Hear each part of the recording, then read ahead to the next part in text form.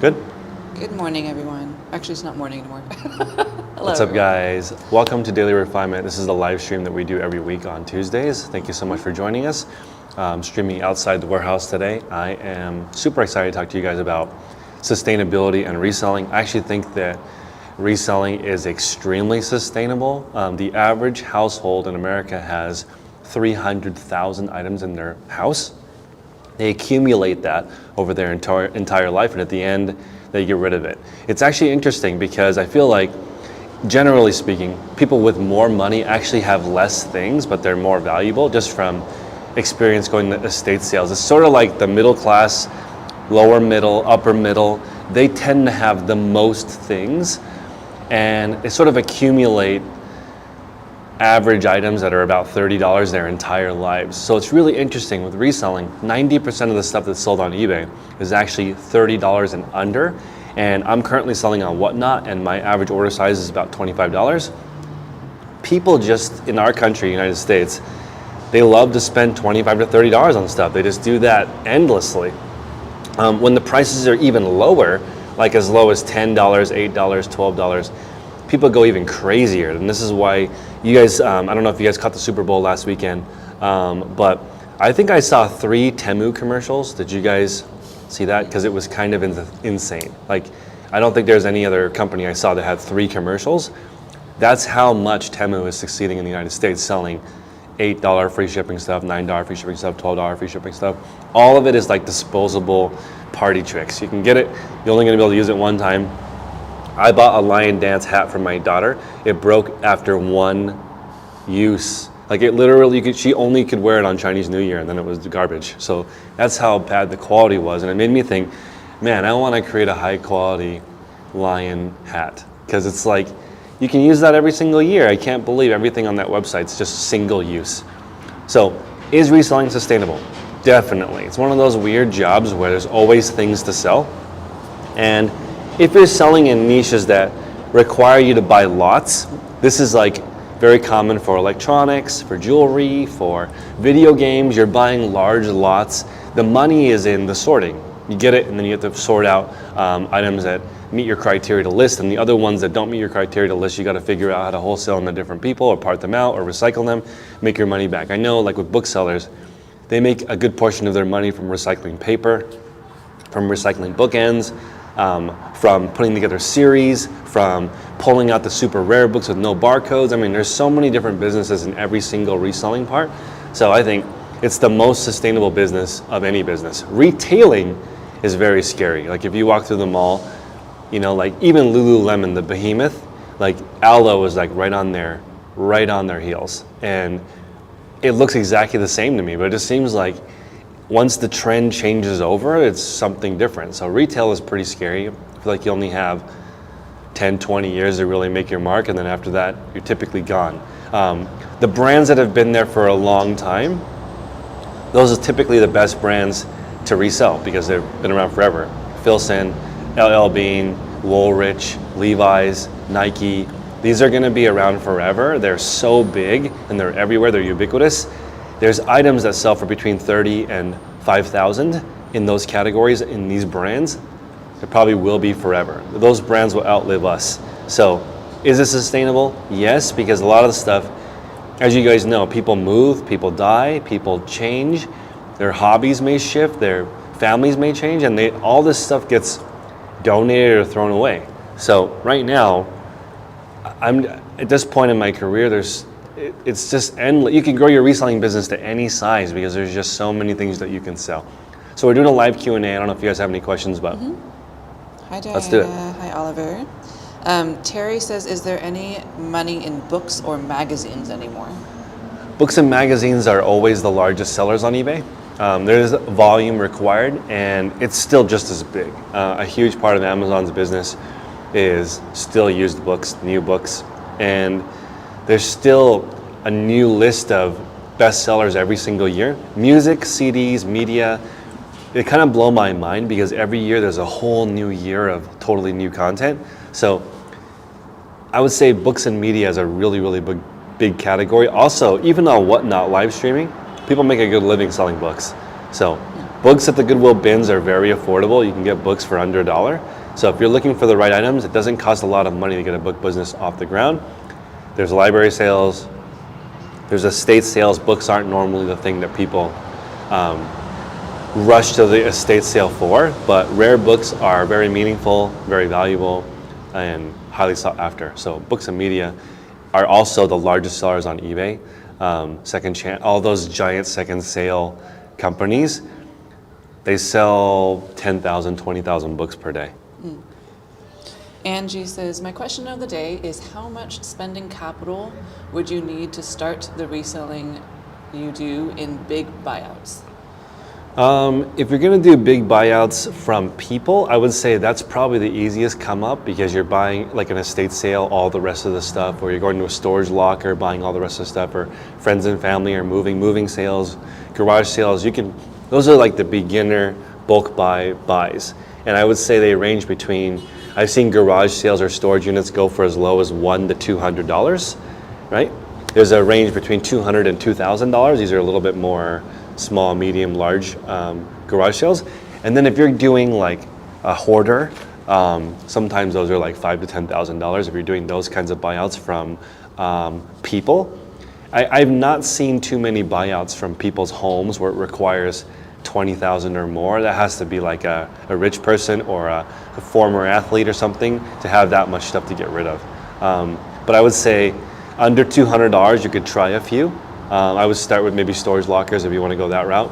And then $200 to $2,000 for those medium buyouts. And most of my money is made in buyouts for me personally now. So corporate buyouts, on the high range, I would say around 400K is pretty much the highest it goes. You can obviously like buy out a Dick's Sporting Goods or Target or something for millions of dollars, but typically the highest tier is 400,000. You're spending 400,000, you can get access to the best brands in the world.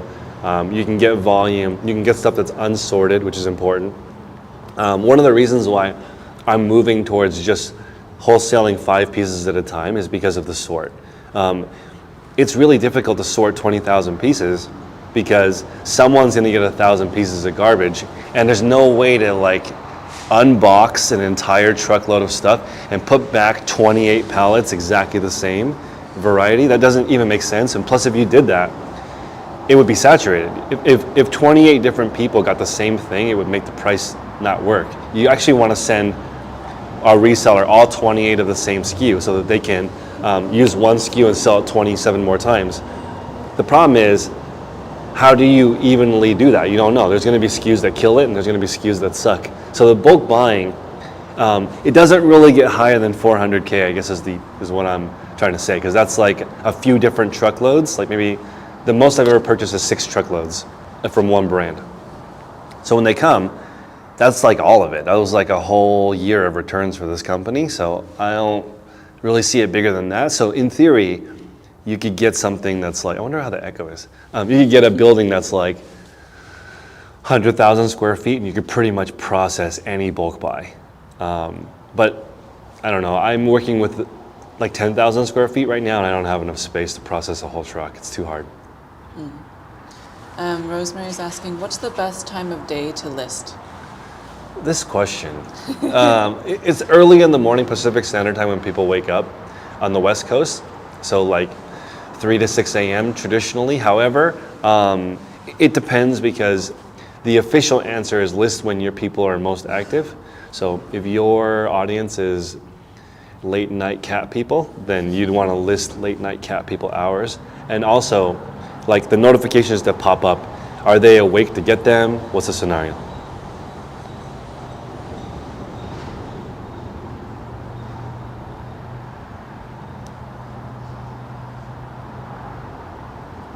Go ahead. Oh, I thought you were still in No, the that's middle it. of That's it. That's it. Late night cat people might check their email at a different time of day.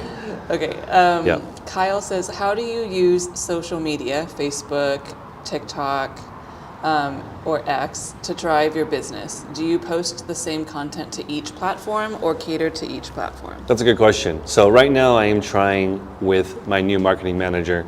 She's doing TikTok, YouTube, Instagram, and it's tailored differently. Honestly, it's a very different demographic. I was working with a company that is only selling me millennial stuff, not millennial, Gen Z stuff, and I'm super old, so I don't have any idea what the Gen Z market is, but it's on TikTok. So when we start making those ads, I really don't even know why they're doing, like, we'll run an ad and 7,000 people will see it, right, and it'll drive traffic over, but I don't understand that demographic at all. It's like the things that they're into, I have no idea. But TikTok, obviously very different demographic than Instagram. Instagram is going to be like the boomer website shortly as we get older. But the ads on Instagram are definitely different than TikTok. So it would be foolish, in my opinion, to do the same ad on every site. It doesn't, they're different audiences. You need to tailor it for that specific audience. YouTube is more male oriented. So tailoring it more towards a male audience makes more sense. Also younger. YouTube is definitely like heavy in the 5-year-old to 20-year-old male. That's like, you want all the viewers, that's all the viewers. Really? On YouTube? Yeah, that's why I like, if you have a really good gaming channel or a really good toy channel or a really good silly YouTuber with your mouth open, like, I can't believe this happened, that's for a young child or man-child. And man-child is a huge demographic, especially in the reselling niche. Like, you know, no offense, sometimes I'm a man-child. It's like a 40-year-old wearing a Super Mario t-shirt, don't want to answer to nobody, don't have any hours I work whenever I want to, I barbecue on the weekend. That guy, that's like my tribe, I guess. Those are like the reselling folks that I see are like people like that. They go against the grain. They don't want to do the normal job. They want to do this fringe thing that we're all doing. Yep. Alejandro says, hi, what are the best platforms after you are indefinitely suspended on eBay? And are you still selling on eBay?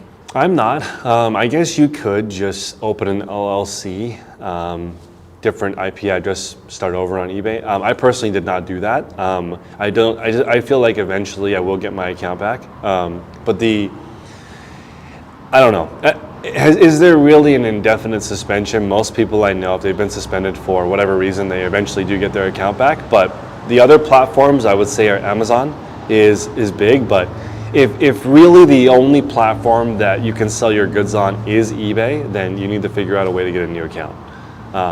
There's no replacement for eBay. It's like the king of what it does. So once you get back on the eBay under a different company or a different relative, then just don't do anything to get yourself suspended. But I personally did not do that. I even was told by eBay it's okay for my wife to open an account, and I didn't do that. They said it only applies to me. So you can do whatever you want, but I recommend, if your goods can only be sold on eBay, to sell it on eBay. If you're selling sneakers or clothing, tons of different websites for that. If you're selling, depends on what category you're selling, but for the most part, there's usually a website that is specific to that thing. Angie is wondering, how is the Circle group going? I love the Circle group. It is a very different experience, and this is kind of an interesting scenario. I've been doing this for a long time, since 2017. There's really not a lot of new information, and the community aspect is really cool because we all do the same exact job, right? I shortened the call list, so now there are only calls from 6 in the morning to 10 in the morning, and it's kind of a condensed information bomb. And really what I would like people to do is just spend 1 hour conversating and the rest of the day reselling. That's where I want to go. This morning we actually tried in the morning call working for an hour and then reporting back after. And that accountability where you see everybody's face working and you're working and you don't want to check your phone because somebody else is working, I think that's a really powerful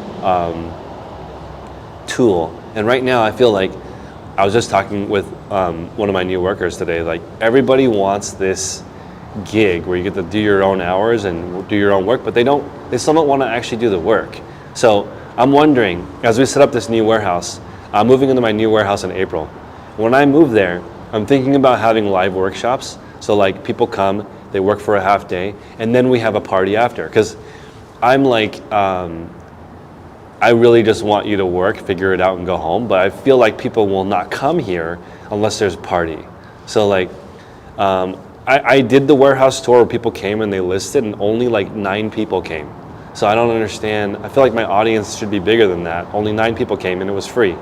So I feel like if I charged $50 to $100 and I had lunch, drinks, dance floor, raffle, then a whole bunch of people would come check it out. But I think that it's really, really nice having a dedicated workspace, and that's really what I want Circle to be about. I want people to post their workspace, work, and then share what they did at work. I don't want them to talk about reselling. I want them to work and then share what happened. It's not for everyone. Some people really just want to hang out all day, and it's been harder as my time has become more limited. The time with my family is so important to me, so it's hard to like keep up with 24/7 comments. I'm more like your work buddy.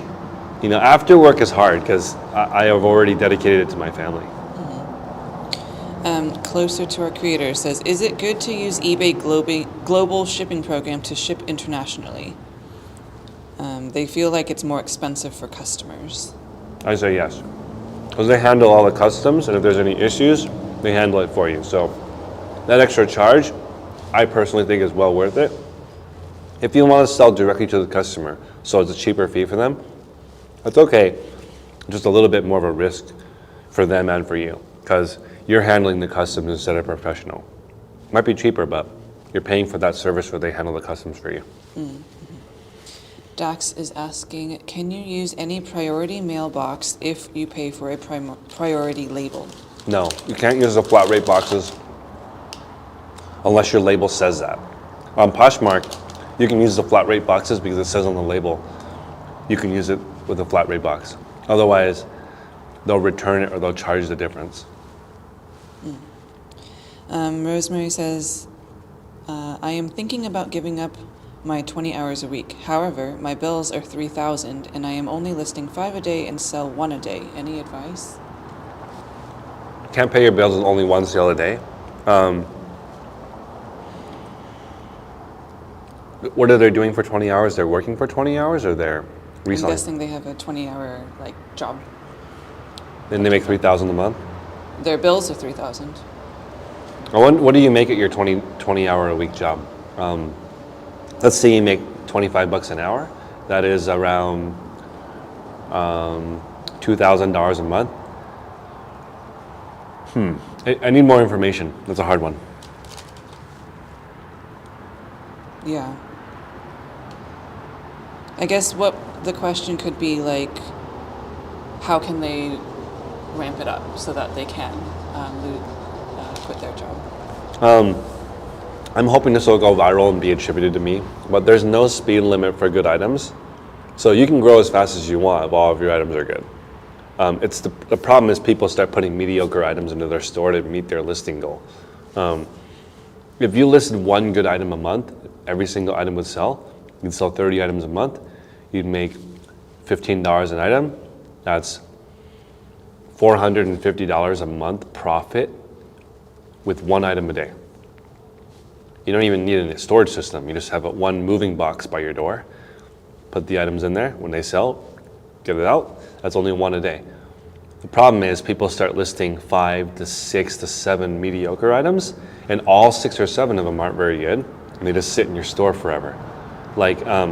I'm running this, Bella in my group, she just did the Daily Refinement Super Sold method, which is the 7-day long sale essentially, where you slowly mark down your items, run more promotions, and at the end, so in the week that she did the program, she sold 125 items, and normally she only sells 30 items.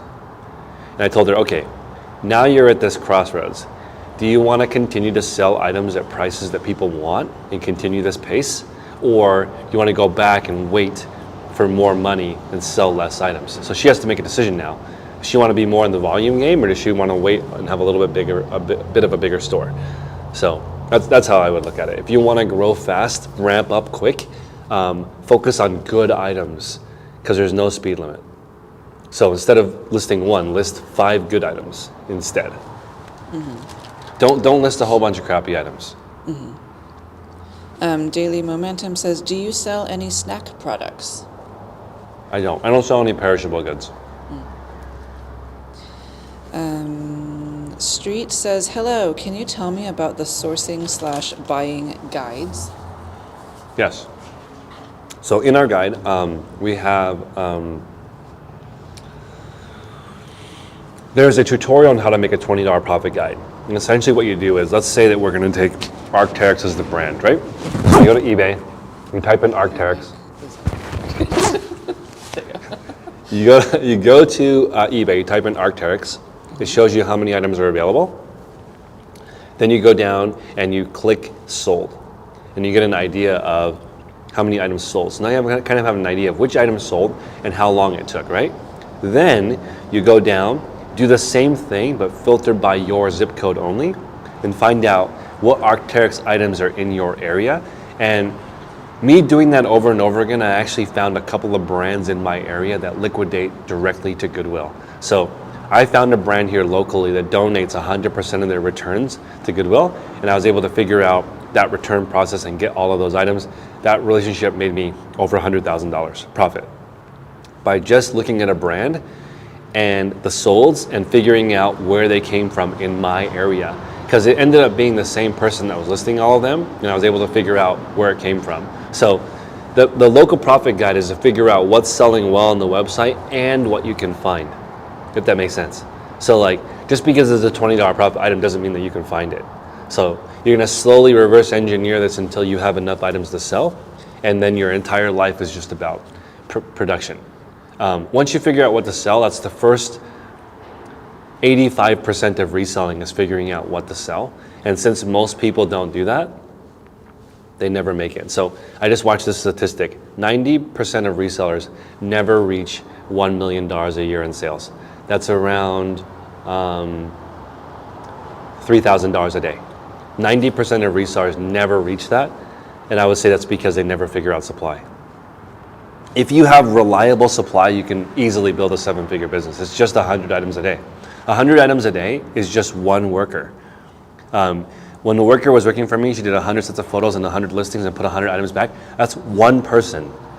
One person can do 100 listings if the supply is set. So I went to the flea market, got the exact same items every single week. She listed, photographed 105, put 105 away. The system is already set up because of the Flea Market Connect, right? So like, the difference between 90% of resellers that never make it to a million, and there's nothing wrong with making less than $1 million in revenue. It's just, I'm just telling you the difference is that when you have reliable supply, you just need 1 or 2 workers and you can reach 7 figures. That's crazy. So 90% of resellers cannot grow beyond their own production level, and that just is because you have not taken the time to figure out the supply. Now, it just makes me wonder, is it because I'm lucky that I found supply, or is it because I was looking? I really don't know. Like, sometimes I think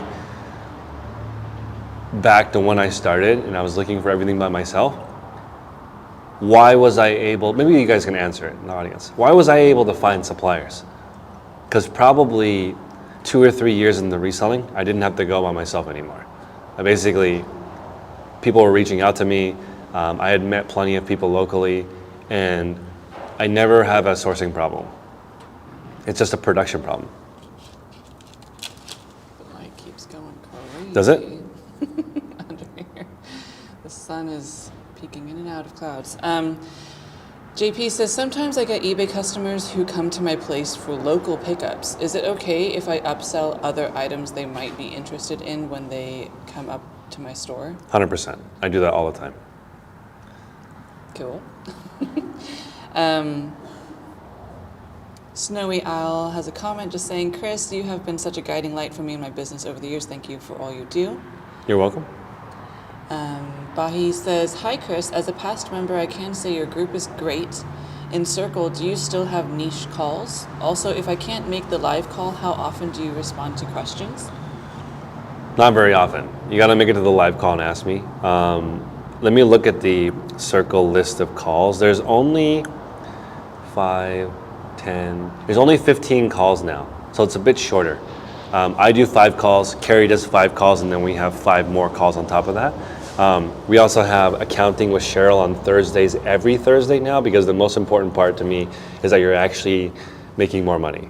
So like, we're gonna run our numbers every single week on Thursday. I highly recommend Cheryl's workbook, so you can essentially sign up for her workbook. Every single Thursday we can update our numbers, make sure that we're making money. But the calls that we have now in the niches are, let's see. Women's clothing, the sold method, the shoe call, the men's clothing, the high level call, and accounting, my call, Carrie's call, is the basics and fundamental call where we go over any questions that you have about reselling. Some people call it the beginner call, but I feel like most of the questions are intermediate or higher, and you can ask any kind of question. Simply Loved says, are you no longer selling on Posh? I just closed my Poshmark closet last week. So I have 5 items left. Let me look right now, actually. I think I have, I have 5 items left in my Poshmark closet. I'm no longer selling on Poshmark because it just makes more sense for me to focus my time on Whatnot. On Whatnot. Because it was around only about, let's see.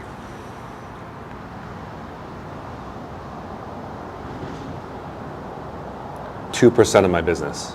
So it doesn't make sense for me to do Poshmark. It's only 2% of my business, and it was taking up half the space in my other location. Half of the space was Poshmark, and it was only 2% of my sales. So just got to move on. But Poshmark did really well. I did around 15,000 per month. Taser says, question, when you did eBay, how often did you get returns and what was your most returned category? I had around 0.6% returns for, let's see, my defect rate was about 0.5% and my returns was about 0.6%, but I didn't have that many returns when I switched to outerwear and more oversized clothing. I was mainly a jean seller for a while. My return rate was about 3%. So what was the second part of the question? Yeah, like what category? Oh, jeans was my highest category of returns. They have to fit a specific way. Speaking of which, Daniel says, I'm getting returns a lot lately on women's jeans. Yeah. Is this affecting my my traffic, and is it the reason why my sales are down? Maybe. Like returns like tell the algorithm that the items that you're selling may not be high quality, but it's you probably don't have a return rate that you have to worry about. It's just they don't fit very well. Jeans are very, very, very tailored to the person, and they kind of form the shape of the person who wears them's butt. So like if a person wore jeans for 2 or 3 years, it's not gonna fit your body properly. That's kind of one of the reasons why they get returned a lot.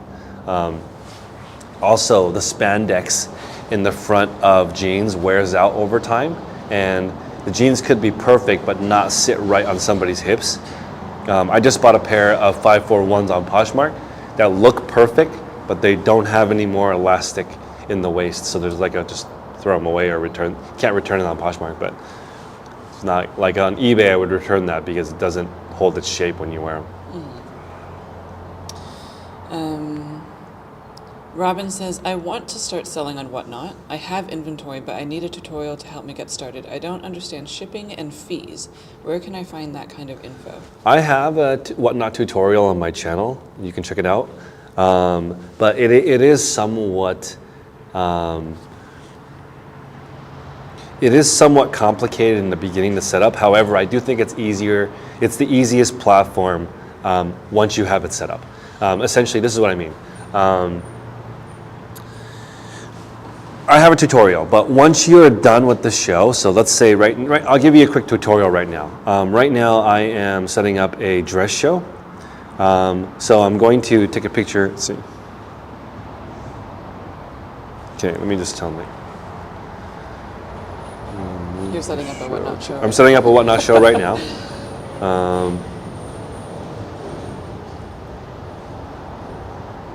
What is going on? So I'm setting up the show. Sorry, I These just are want to fix the going camera a little to, bit I don't know. while you're doing that. Because the camera keeps going crazy. Okay, so I just started the show for Whatnot. And right now I'm adding in the auctions.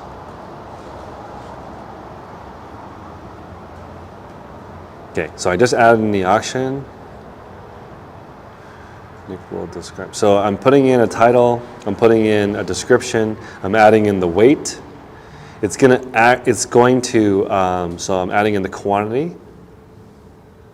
The weight is for each item, The weight is for each item, and that changes what shipping will be like, right? right? And I have a shipping profile saved for a certain number of items to bundle. So for example, in my store, we don't, if it's 5 pounds, we don't actually, here, I'll tell you right now. I'm setting up a profile right now where I have a 5 pound weight. Let's see, 5 pound bags. And I'm setting the maximum number of items in the package to be 1 because I don't want to combine shipping. So the reason why I would do this is so customers, I'm selling dresses on the stream today. So the dresses actually will damage each other if there's more than one in each box. So I'm just sending them out 1 dress per box to make sure they don't get damaged along the way. And this is just the best way to make sure the customer gets the best experience with this. But once you're done creating the show and the show ends, the shipping dashboard is actually very easy to use. Every single customer just has a press print label button, and you don't have to do complicated shipping like eBay where you have to type in the weight. The weight's already pre-entered before you start, so you just press print label, and it's actually easier in my opinion than Poshmark or eBay. The Poshmark shipping platform is horrible. It's like so bad. You have to click into it, you have to go down, you have to download the label, print the label. It's like, it's designed for people who sell 2 items a day, and I don't know why. Because I don't know why they wouldn't give Poshmark sellers the tools to be able to ship fast. It's the slowest platform for shipping. Let's see.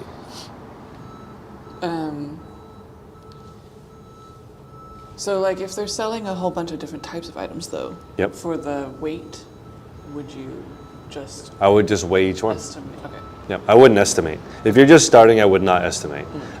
If you've been doing this for a while, estimate high. Yeah. Celeste says, where does everyone source? Flea markets, garage sales. There is also online liquidation. And the closer you can get to the actual source of the actual brand, the more expensive it is, but the less the goods have been sorted. So it's good and bad. If it's been sorted, you kind of know what you're getting. I just bought a truckload of stuff and it was freaking ridiculous. It was like the worst packed stuff. Every single pallet was broken. The brand has no idea what they have. It's crazy. But there's always somebody with a problem of too much stuff, including some people in the chat right now. If you have too much stuff, somebody will gladly take it off your hands for a low price. Haley says, in your opinion, what type of photos should you use in listings for items, gadgets, food storage, soap dispensers, etc., that are sealed in a box, since eBay removes listings with stock photos? Neutral background. Just of the box, though, not like don't take the item out. I wouldn't take it out of the box, personally. I would show that it's sealed. Yeah. So just show the box. I wouldn't take it out of the box because then people will think it's used. So leave it in the box, picture of every side, they know it's new. Yeah. For reference, I would actually look at Funko Pop sellers, because Funko Pop sellers sell all new things, but they photograph every corner because collectors want to know the exact condition.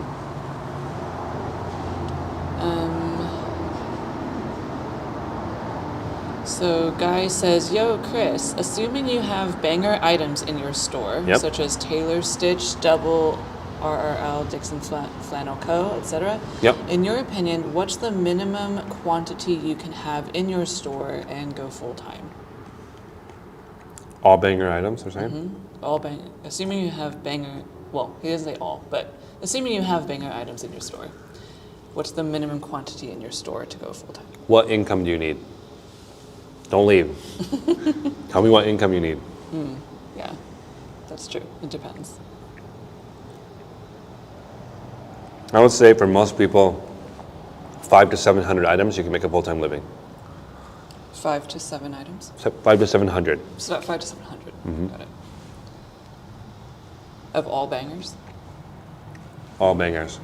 You can sell 5 to 10 items a day, $20 profit or more, you're making a living.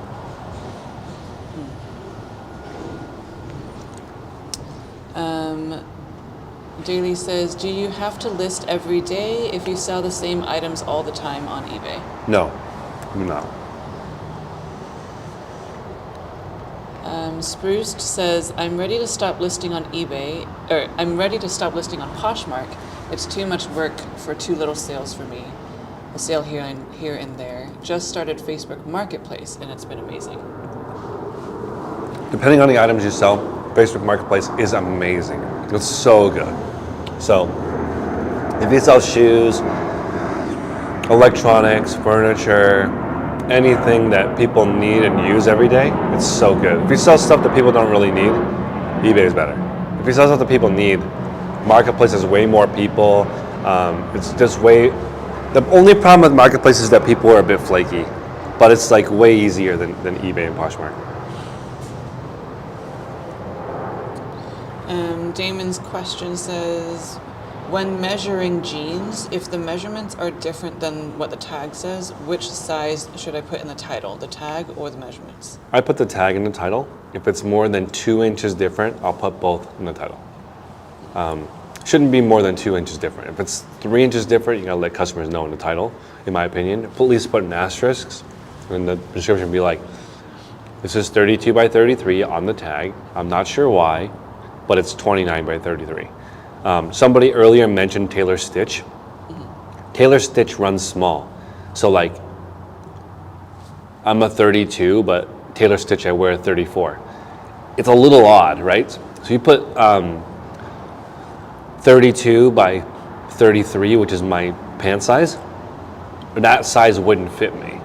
And I actually, if I've never worn that brand before, I'm gonna type in my inseam 33 by 30 or 32 by 33 or whatever my inseam is, and then I might miss that pair of pants because the tag is different, but it might fit a certain way. So it's kind of the recommended way is put the actual tag size in the title and put C notes in the title, and people can read it if it's a bit different. But within 2 inches, I just put the measurements in. I also think that taking pictures with the measurements in it is so good because it's just a real representation of the item. That's why I recommend if you sell electronics or hard goods, you put something in the frame that gives people a reference for size.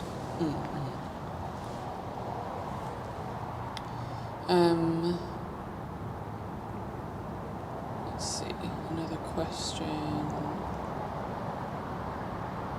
Blanca says, hi Chris, how can I include my personal items in my store resale inventory? Thanks in advance. I'm sorry? How can I include my personal items in my store? Same as all the other items. What was the difference? Your personal items are just I guess specialty. if they're maybe trying to stick to a niche, but you can just sell them in your store. Robin says, what are your thoughts on Flip? So far, I've had a good experience with Flip. I just use them to share my Poshmark closet for free. But I know James, he's in San Francisco. The company's pretty cool. I think you do get more features when you pay. And remember, guys, if you are not paying for the product, you are the product. So Flip, when you sign up for Flip, you're giving them your information when you do all the stuff, and they use that information to make money. If you pay for a service, usually you just get the service, and they don't use your information as much. But like Facebook, Gmail, Google, YouTube, if you're not paying for the ad-free experience, they're selling your data like crazy.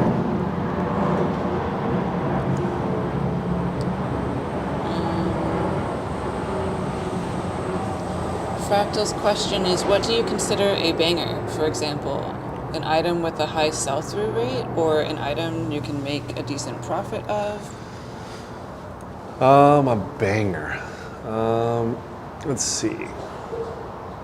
I think a banger is something that people would feel stupid not buying. Like for example, this jacket, right? If I got it for $1, this jacket, if I got it for $1 and I put it online for $30, banger. Because quick turn, made 20 times my money, literally would sell the same day. That's a banger item, in my opinion. Fast and good profit. And like literally, like you could have hundreds of these and you would sell hundreds a day because it's so popular. That's why you only need 500 items to make $7,000 a month profit when you have all good items.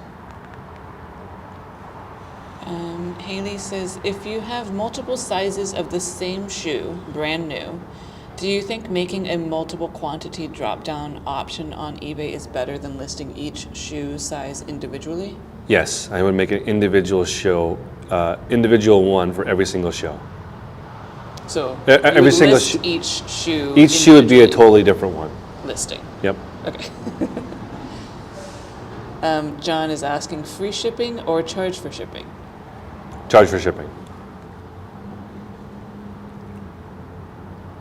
Does it depend, or just that's? Oh, always charge for shipping. Oh. Okay. I changed my mind. Because I would always say, like, it depends. You use free shipping if your category, like it makes sense in your category, but then people would be accusing me of flip-flopping.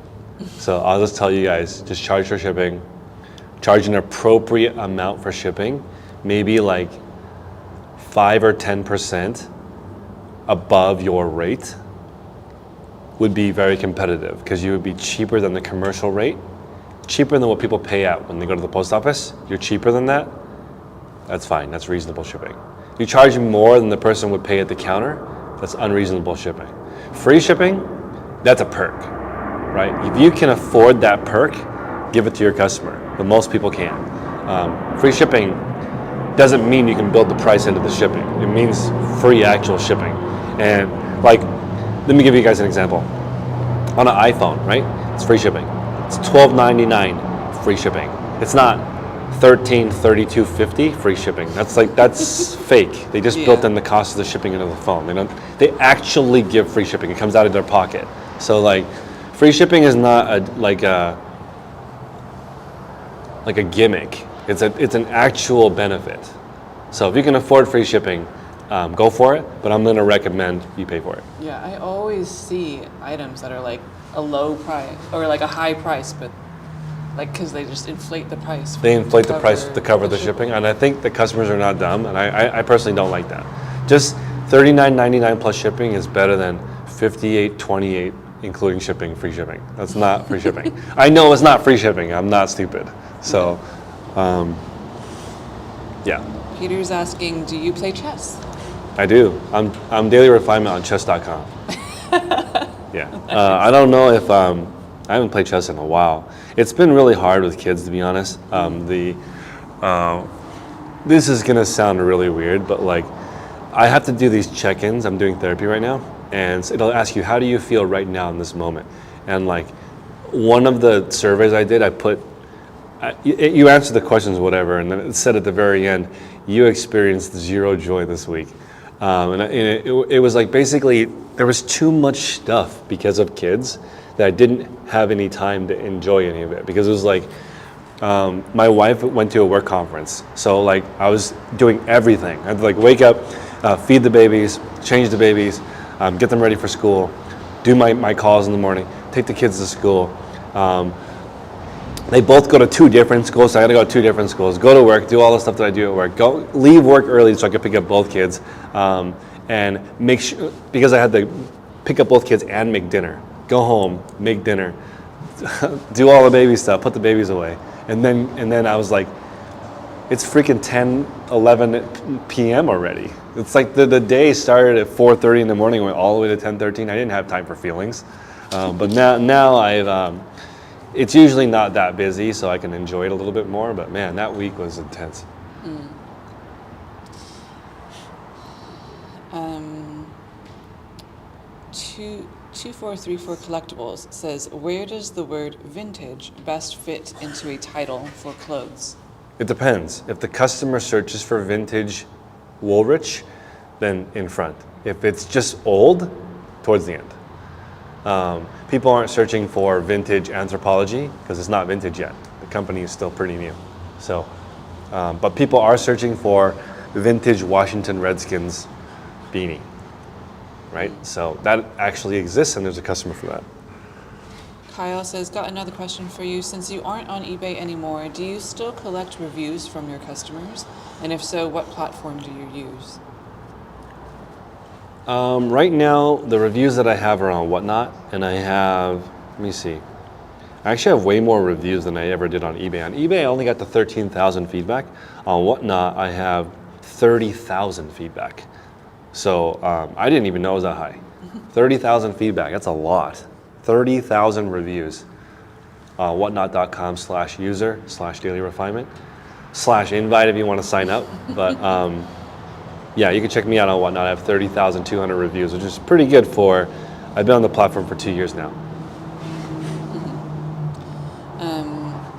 Haley says, where do I buy the sealable plastic bags for items that are awkward sizes or shapes? Amazon. That's where I get every single thing I use for my company now is from Amazon. Spruced says, do you recommend starting Whatnot if you don't have a YouTube audience to back it? Whatnot reached out to me on Instagram months ago to join, but my Instagram customers are not on Whatnot. Is there good traffic? So I actually think you should get a bonus if you bring your own customers, but you don't need your own customers. This is actually a problem on Whatnot. I know a few different sellers that never bring any of their own audience, and it's kind of annoying to me. So they just show up, sell stuff to the people who are on there and leave. I feel like that's not sustainable for the platform. I don't think that many people actually shop on Whatnot. Like, I think it's extremely low. People who, I don't know the exact number, but I would guess it's like, I'm not joking, I bet it's less than 10,000 people at a time. Like, compare that to millions of people are looking on eBay every day. I bet it's under 10,000. I could be totally way off on this, but if you add up all the different categories and all the different people, it's not that high. It's not millions of people. It's like maybe thousands of people. I don't know. There's not that many categories. Like, let me look right now. I'm gonna look right now in a category. Let's look at the category of vintage clothing. There are 1, 2, 3, 4. Let's see, 3, 4, 5, 6, 7, 8, 9, 10, 11, 12, 13, 14, 15, 20. There are only 20 streams open, and there are 4, 6, 12, 15, 24, 28, 30, 38, 44, 51, 90. There's 171 people on the app in vintage clothing. Yo, 171 people, that's like hardly anyone. That's the whole platform on vintage clothing right now. It would be like unusual to me if there's not 10,000 people on eBay right now looking for vintage clothing, at least. So you don't want to bring your own audience. You just gotta fight for scraps with the few people that are on there. It's not that easy, but I still think it can be successful and Whatnot. There's one stream right now that has 80% of the people in the category on it. So they've already been there, been doing it for a while, and they don't have an Instagram. You don't need an Instagram to be successful on that. J-Rob the Collector says, hey, happy to catch you live. I just purchased the basic store, which is very exciting. Yep. I sell Pokemon cards primarily. I list around 20 or so cards a day and sell maybe an average 5 to 10 a day. Would you recommend starting to list more and more since I have around 11K listings available now with the store? Or should I just continue with around 20 or so listings each day? I would continue to list for 3 months until you have some traction, and then after that, I would increase your goal if you feel like you can sustain it. But I wouldn't increase your goal until you have at least 90 days under your belt. Haley says, do you have an Amazon storefront with an idea list for a list of all the shipping supplies you use and suggest? If you go to dailyrefinement.com, there's a link on top that goes into my influencer store Yeah. with all the stuff that I use. And if it's not in there for some reason, shoot me an email at chris@dailyrefinement.com and I'll send you the link to the stuff that I buy. But I buy every single poly mailer on Amazon, and it's kind of a, I'm not loyal, so I will buy from whoever has the cheapest. So like I have, what I've been doing recently is I've been buying shipping supplies by the pallet. I'll order one from Amazon and figure out whose it is, and then I'll call them. And generally, their cheapest price is on Amazon, but if you buy enough from them, they'll give you a better deal. So right now, my poly mailers are way cheaper because I'm buying directly from the company. Oh, you're spilling the secrets today. All the secrets today. All right. If you guys have any more questions, leave them in the chat. We've been going for almost an hour. I'll take 2 more questions and then we'll get out of here. I'm really excited for all the future content coming up. And there's been so much interesting stuff we've been selling, so Yeah, I know. I'm excited. So much cool stuff. yeah, We need to make videos about it. we do.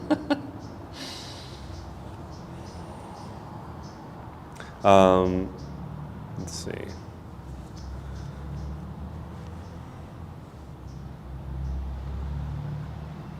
No questions? No questions? We're gonna call it? I think we're good. All right, guys. We'll see you next week.